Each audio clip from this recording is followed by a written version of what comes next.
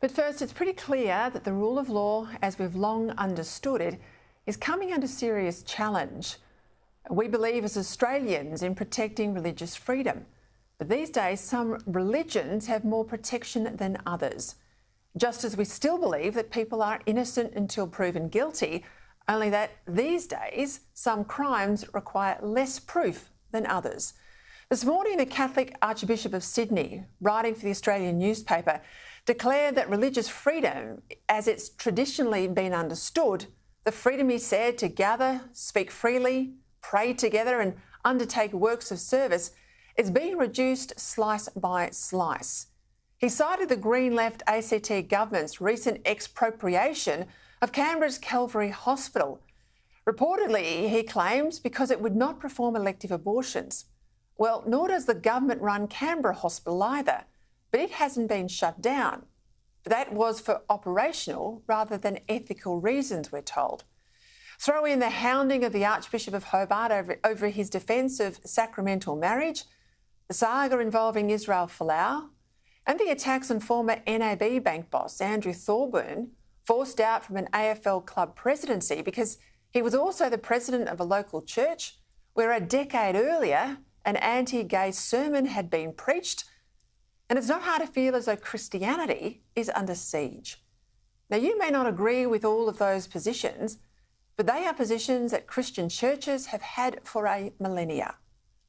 And now it's the schools in the firing line, with a recommendation from the Australian Law Reform Commission that religious schools lose the exemption they've long had under anti-discrimination laws that allow them to employ staff and educate young people in ways that uphold the religious ethos of the school. Other than those specifically involved in the actual teaching of religion, religious schools, the Law Reform Commission recommends, if it gets up, will no longer be able to insist that staff and students live by the religious ethos of the school. In particular, religious schools won't be able to use sexual orientation, gender identity or relationship status to say that students or staff at a particular school, you can't say to them, sorry, this mightn't be the right school for you. Now, if religious schools were routinely sacking gay teachers or expelling students who've got doubts about their sexuality or their gender, rather than suggesting that anti-religious activists are best to go elsewhere, the Law Reform Commission might have a point.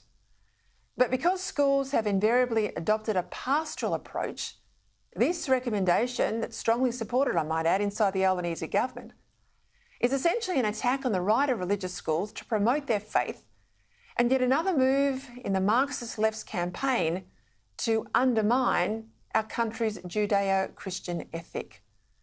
But while the human rights establishment is hyper-vigilant against any infringement of some minority rights, other minorities, it seems, can be attacked with impunity.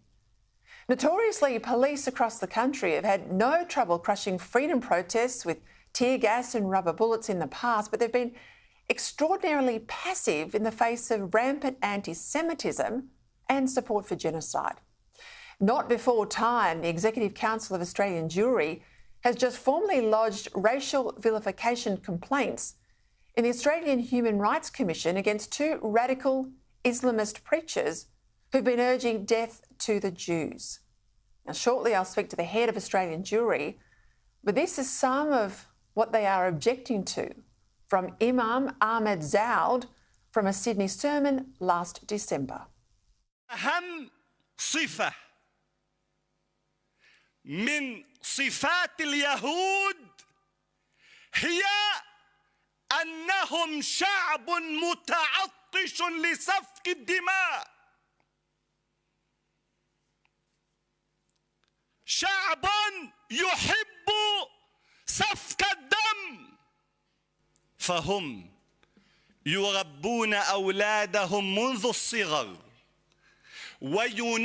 وينشئونهم على الإرهاب، على العنف، على القتل. كان هؤلاء الجبناء يتساقطون أمام ضربات المجاهدين ويفيقون منهم كالجرذان.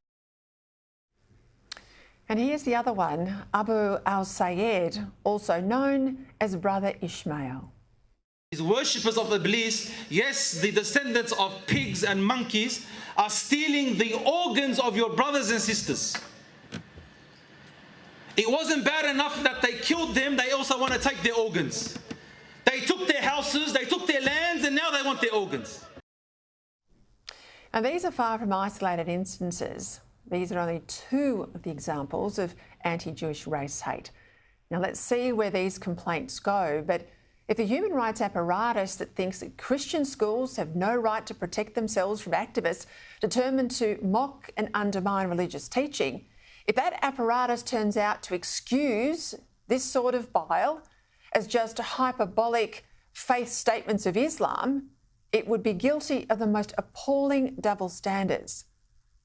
We've come so far, so fast from the days when the Judeo-Christian faith in this country, with its treat others as you would have them treat you ethic, was accorded at least a modicum of respect.